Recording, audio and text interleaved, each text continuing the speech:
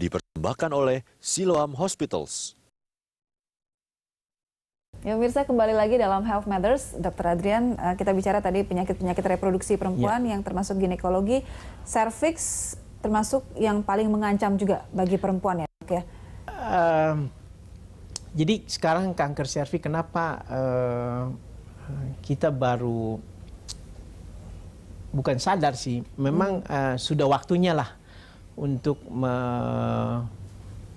apa istilahnya supaya kanker serviks ini ditekan angka jumlah penderitanya ya. Karena menurut data walaupun data bukan terus terang kita sulit untuk mengumpulkan data yang real yang kejadian di Indonesia. Tapi karena tingkat penderita kanker serviks sendiri di Indonesia cukup tinggi, dok? Pasti. Data dari Badan Dunia WHO mengatakan bahwa Indonesia adalah mungkin termasuk negara yang paling besar angka kejadian penderita kanker serviknya. Untuk Asia? Dunia untuk mungkin. Dunia, okay. Kalau ASEAN jelas, kita nomor 1 di negara ASEAN. Jadi dikatakan bahwa menurut data riset data nasional pun tahun 2013, itu di Indonesia paling tidak setiap tahun ada 15.000 kasus baru kanker serviks. Dan bisa dikatakan artinya 40 wanita ditemukan wanita kanker serviks di setiap hari di Indonesia. Di Indonesia. Dan penyebab terus naiknya angka pengidap kanker serviks di negara kita ini, dokter melihat seperti apa? Apa yang terjadi, dok, sebenarnya ini? Jadi kita harus lihat background dulu dari kanker serviks. Artinya penyebab dari kanker serviks tadi Ibu Dora sudah singgung sedikit bahwa kanker serviks kita sekarang sudah sepakat dan sudah tahu bahwa penyebab kanker serviks itu adalah virus. Virus human papilloma virus.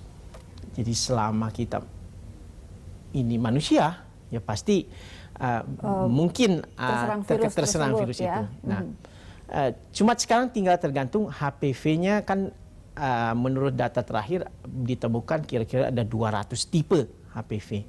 Nah sekarang yang menyerang kanker serviks itu adalah tipe-tipe yang high risk, kita katakan high risk. Biasanya beresiko tinggi untuk menyebabkan kanker serviks. Karena yang tipe jinak itu bisa menyebabkan penyakit kelamin yang lain, kutil kelamin. Nah, kanker serviks boleh dikatakan 90% ditularkan melalui hubungan seksual. Hubungan ini. Nah, kembali lagi kepada kita gaya hidup. Nah, di Indonesia pun, apalagi di kota besar Jakarta, kita sudah tahu bahwa sekarang kehidupan sosial sudah berubah banyak. Banyak wanita yang lajang, mereka ingin hidup bebas.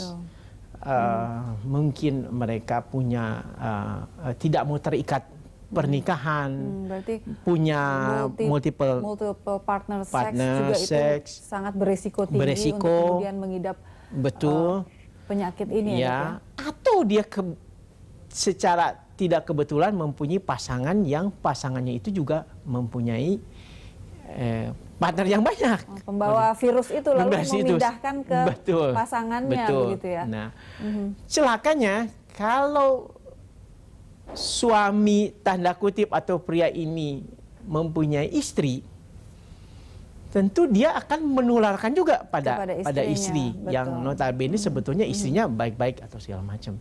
Itu satu, jadi cepat. Kedua, merokok juga itu merupakan faktor risiko tinggi terjadinya kanker serviks. Bisa menjadi pemicu juga ya, dok. Ketiga, hubungan seksual di usia muda itu juga sangat berpengaruh pada terjadinya perkembangan dari kanker serviks. Di mana kita tahu sekarang remaja-remaja kita juga sudah bergeser gaya hidupnya. Terpengaruh dengan kehidupan seks bebas. Ya, mungkin SMA, bahkan SMP pun sudah pernah berhubungan seksual. Jadi itu akan semakin banyak kalau kita tidak bisa mencegah kanker serviks. Karena kanker serviks itu di dalam penyakit ginekologi boleh dikatakan satu-satunya penyakit kanker yang bisa dicegah. Yang bisa dicegah, bisa diobati ya dok Betul, ya? Bisa dicegah terlebih karena dahulu. tadi dasarnya itu dari virus. Dengan apa? Dengan pemberian vaksinasi dan screening. Nah, pemberian vaksinasi itu bisa diberikan di usia berapa paling muda dok? Kemudian di usia menopause pun apa masih bisa dilakukan vaksinasi Iya. untuk serviks? Pertama kali vaksin itu memang didesain untuk usia mulai dari 11 sampai 26 tahun.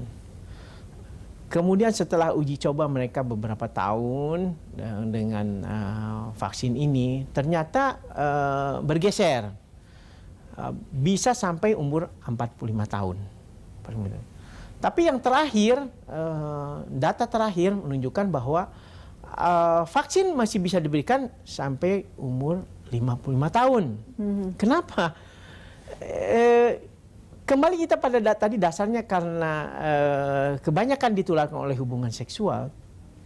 Sebenarnya jarang kalau kita bandingkan wanita atau pria yang berhubungan seks bebas itu jarang di usia muda dibandingkan dengan usia yang sudah matang 30-40 tahun.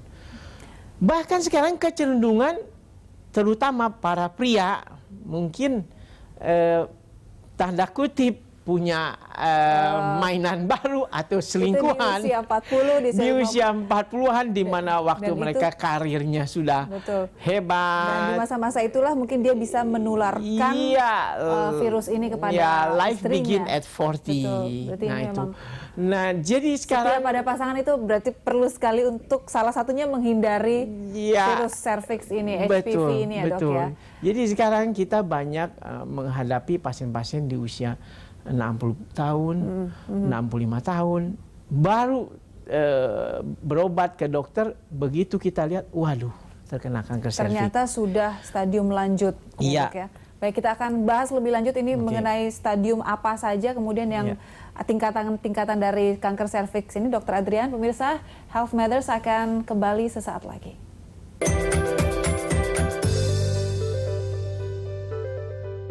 Dipersembahkan oleh Siloam Hospitals.